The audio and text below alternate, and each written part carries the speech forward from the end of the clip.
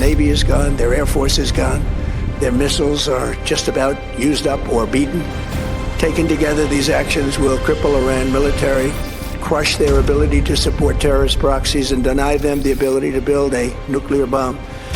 Our armed forces have been extraordinary. There's never been anything like it militarily. Everyone is talking about it, and tonight I'm pleased to say that these core strategic objectives are nearing complete. Their naval fleet is decimated, their aviation wings are destroyed, their missile stockpiles are completely depleted or neutralized. Collectively, these strikes will force Iran's military infrastructure, shatter their capacity to fund terror proxies, and eliminate their potential to forge a nuclear weapon. Our service members have performed magnificently. We have never witnessed a military feat quite like this. The whole world is watching, and tonight I am proud to announce that these primary strategic goals are nearly achieved. The command echoed like thunder, seize the critical fortified high ground dominating the narrowest corridor of the Strait of Hormuz. The task was assigned to a hardened Marine infantry battalion drawn from the 2nd Marine Division, bolstered by heavy armored units attached from the Army's 1st Infantry Division. Their goal was to assault and secure the elevated terrain that dictated control over the essential maritime choke point. Stationed on the USS Tripoli and its escorting amphibious readiness group 70 nautical miles off the coast, the Marines and integrated soldiers mobilized the instant the green light was given. Down in the cavernous well decks and staging bays, armored crews immediately turned their attention to their colossal M1A2 Abrams. Technicians and loaders swarmed every 70-ton behemoth, scrutinizing track tension and tread degradation, cycling the hydrodynamic suspension systems, and revving the Honeywell AGT 1500 gas turbine engines through maximum power diagnostics. Main 120mm barrels were swabbed and bore-sighted, targeting computer-synchronized and thermal imaging calibrated for simulated pitch-black environments. Munition compartments were packed with a lethal combination of armor-piercing M829 APF-SDS sabets and M830 heat projectiles. Each shell was meticulously tallied and locked in place. Crews verified their coaxial machine guns, smoke canister dispensers, and explosive reactive armor arrays, ensuring the heavy armor could weather the brutal beach landing and spearhead the inland drive. Simultaneously, the Marine riflemen focused intently on their individual loadouts and tactical gear. Section commanders conducted rigorous pre-combat checks.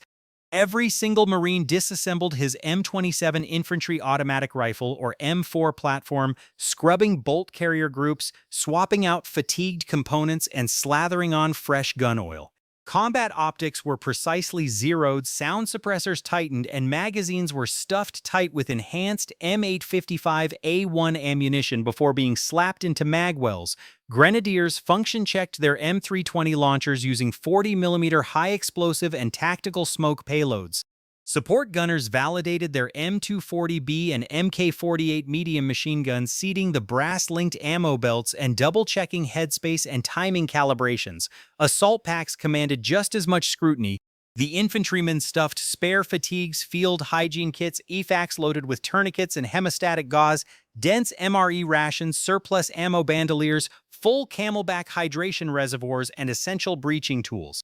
Each rucksack was weighed, strapped down for optimal center of gravity, and vetted by squad leaders to eliminate snag hazards or rattling equipment that could ruin tactical surprise. Ballistic plates were perfectly seated in plate carriers, night vision optics were powered on and fine-tuned, and Kevlar helmets were rigged with counterweights and tactical comms.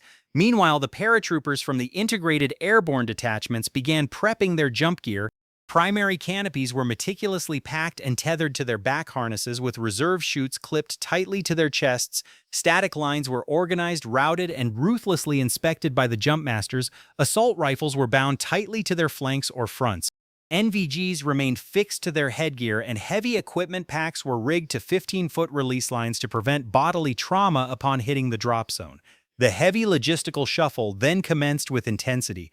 The Abrams behemoths, Bradley fighting vehicles, and amphibious combat vehicles, ACVs, crawled methodically up the steel ramps into the amphibious assault ships' flooded well decks. Navy deckhands and Marine mechanics collaborated flawlessly, ratcheting down every chassis with heavy-duty chains and reinforced steel cabling to endure the choppy maritime transit. The LCAC hovercrafts, gigantic air cushion transports built to haul a fully combat-loaded M1A2 or a platoon of ACVs, were prepped in exact order.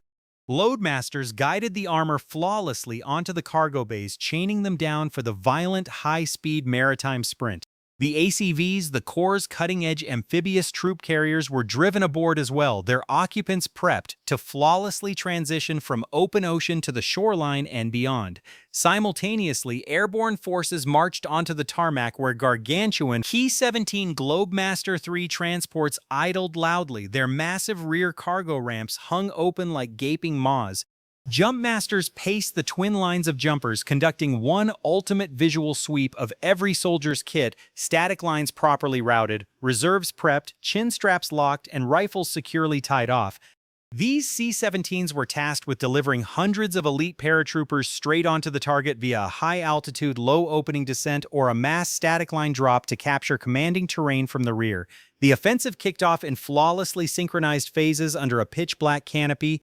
Initially, the ULSAAC transports blasted out of the flooded well decks. Their immense lift fans spooled up, elevating the colossal vessels onto a thick pad of pressurized air.